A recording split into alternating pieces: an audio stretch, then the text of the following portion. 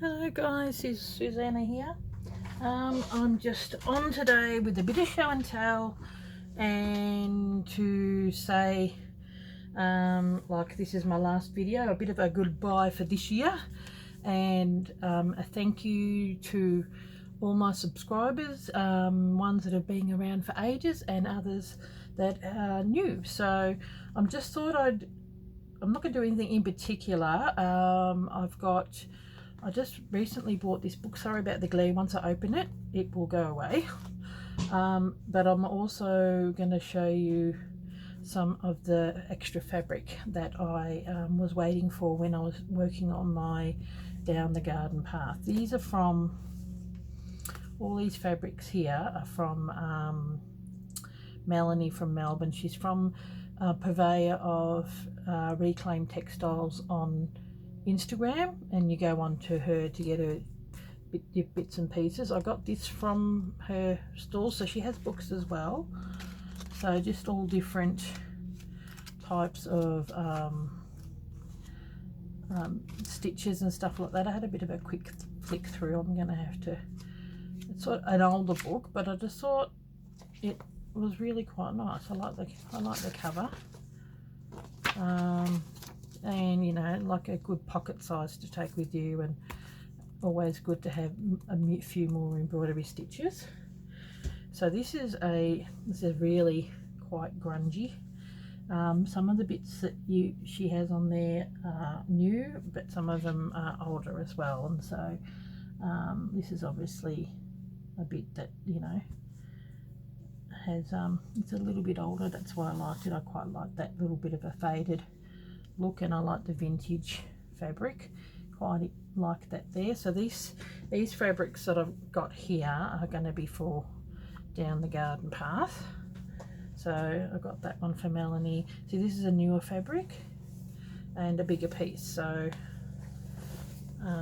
sort of skinnier, longer piece. I really quite liked the colours. So the colours I'm going for are more like the pinks, blues and greens. I mean, I'm sure I'll get a few bits and pieces from other stuff. I've done some more work on my piece, but I won't show you until we actually start the Down the Garden Path with the girls in the new year. This is another piece. These two last pieces are like what I had. They were obviously from like an eider down, you know, that this one had been unpicked, but this one, it's just so pretty. I love that, and it's real vintage. But this one hadn't been unpicked, and it's got quite a few holes and bits and pieces in there. It's got like a mark. It was still stitched and actually had feathers and stuff in there, so it was obviously from a feather quilt, but it was worth my while unpicking it. But see, it had tears and all that kind of stuff, so it's quite old, but it was worth me unpicking, because I'm able to get two lots of fabric out of that. I really quite like it. It's very soft and pretty, and with slow stitching you really don't need a lot, so that would be nice for my garden. And then I got this from my quilt shop. Oh, I also got, she sold a bunch. I've already rolled up 4 onto my little holders. I think they're 9 Appleton skeins, and I think I paid $8 for 9, and they're $8 each new. So you know, she's a really good price, so I really quite like that. So I'm in the process of winding them on. I got this from my quilt shop. This is a Japanese fabric. It's actually really pretty. I just got the minimum amount. I think it was 20 centimeters. Let's have a look. Yes, a look. Ugh.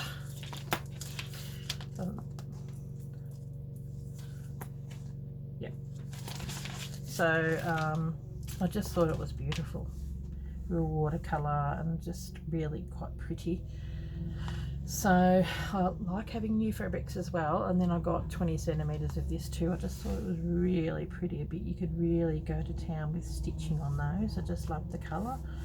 Maria Callo, whatever, some name. So yeah, so these are the bit of fabrics that I've managed to get. I might put them all in. They're just so pretty. So she does have some really nice stuff, and I noticed both Sarah and Rachel have purchased some stuff from her. Like you put in the comments yes please or one please. So yeah, she sells the skeins and books and yo-yos. So I'll just put those over there. Now this book is by Sue Stitch, looks like Stitchberry. Calico and Stitch, and it's from Quilt Mania. I mean, it wasn't a cheap book, but it has got a lot into it. I don't mind paying a good amount of money for a book, because if you were to go to a quilt class or a class of any sort, it would cost you quite a bit of money.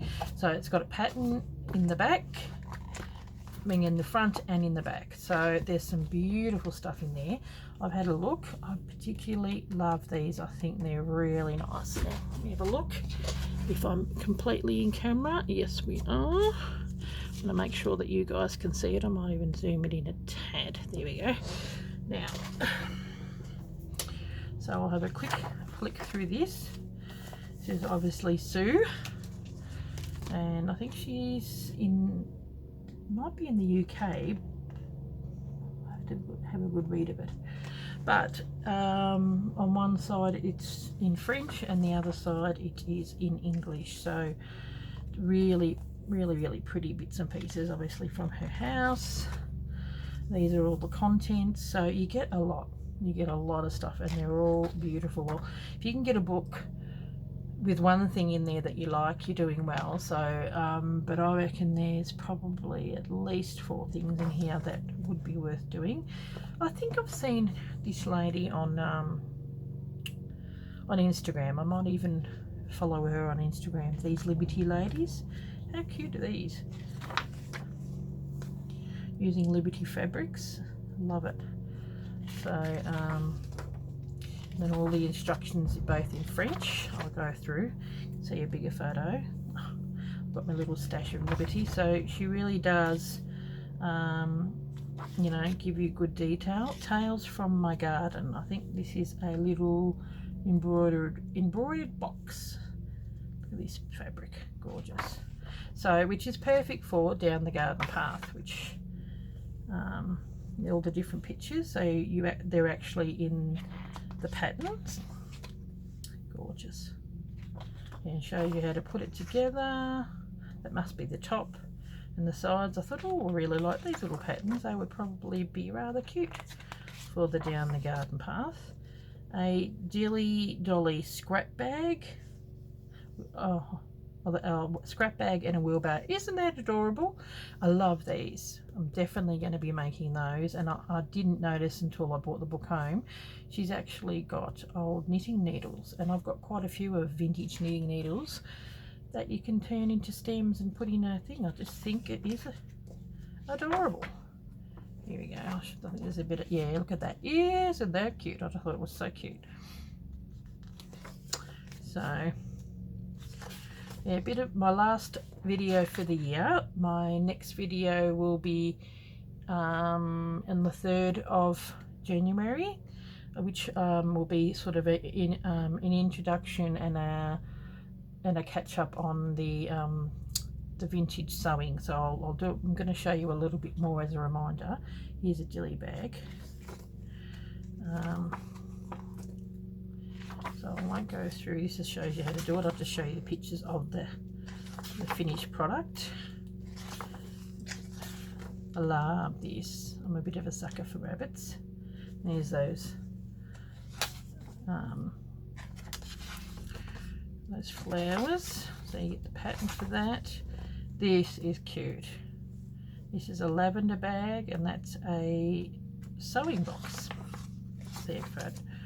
Shows you the things, and you've got the pattern and all the instructions. Isn't that gorgeous? Sort of reminds me of the other one that I made. I'm a bit of a sucker for houses. This actually reminds me of the pattern that I've got on my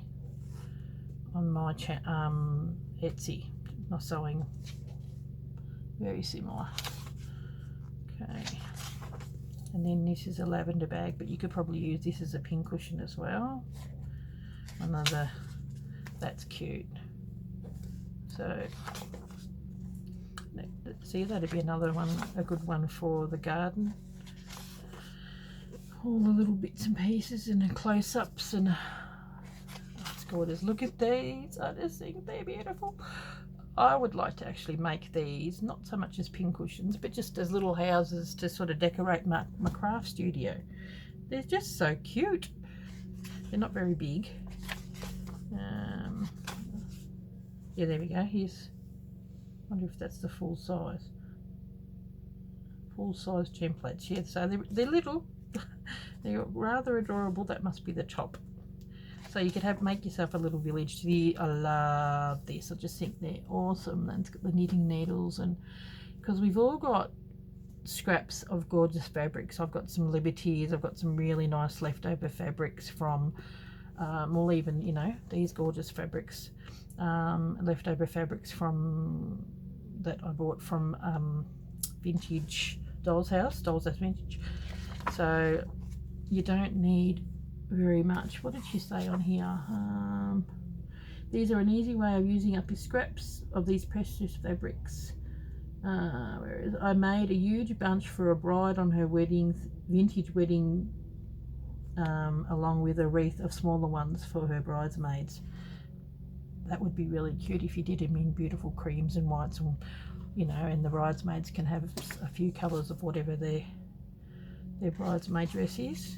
Very, very simple, but I like that it's got wadding in between, but I really like it. This is the bobbin memory roll, which is what we're going to be doing. This is the type of thing I'd rather do with it rather than what I've done. I'm putting mine on the stick because I just think because of the garden theme and that's bigger. But I do like this idea. It's Easter. Yeah. So I mean they're around, and here's another one. The flower show. You know, it's really cute. So ways that you can do it. This is really cute. Box and scissors keep, and a bunting. Where are we? There we go. Isn't that gorgeous? She likes the willow, the blue and white willow pattern, so I think they're really cute. And then you make that little scissors keep and a little box. So they have detailed instruction. This is a beautiful bee panel. So I think she's done some of it with machine sewing and some with hand sewing. This reminds me of the Lisa Maddock style of doing stuff, which I really love.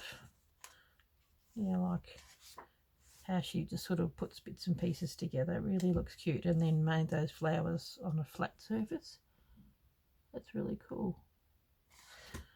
And a Scotty dog. Not so much fussed on the dog, but I love everything else.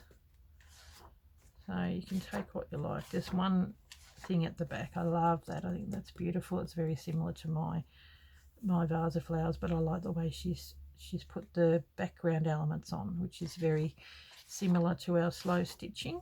Beautiful. Very, very nice. That would be nice for a garden one, actually. And so there's an Easter one. Yeah, that's okay. My one that I really wouldn't mind doing, Easter cushion, that's cute. I love the colours. Is at the back. Doesn't even need to be an Easter cushion, just a bunny cushion. It's pretty. Little rabbits table centre. I like the way that she's done these. These are really nice. So, but all the details, I think it might be English paper piecing she's done on those. Beautiful. This, love this calendar quilt. I was thinking are ready for 2024, I wouldn't mind doing something like this and doing a, like I did when I was really into journaling. I did journal collage every month, and see, well, January, you know, for you guys overseas, you would have that sort of theme. So obviously she lives over in, whereas I would have more of the, see, I would probably use the August one or the July one, because it's, we got summer here. I'd probably still keep that because that's got little love hearts. But yeah, it shows you closer pictures. It's just a really nice idea, and it's quite big. So it would be really nice to do like a block of the month for the whole year, and at the end of the year you've got yourself a gorgeous, well, this is quilt, but you know, you can make it in slow stitch style or whatever. But I like that it's the different seasons, and I love this English paper piecing, which is what I'll be learning. I think that's the second month, so February, I'm teaching that in the vintage sewing. Oh, just beautiful. Look at that. So here's the layout of it all. See, I could keep the December the same because it's got little, you know, stockings. But I might do something similar, but I'd have to do it in my own style. But it's given me a really good idea. Love this. I love the house. Don't know about the all the butterflies. They're cute, but the house is rather sweet. Beach huts. Ah, there you go. So, beach huts on the outside. Here we go. Get a better picture of it.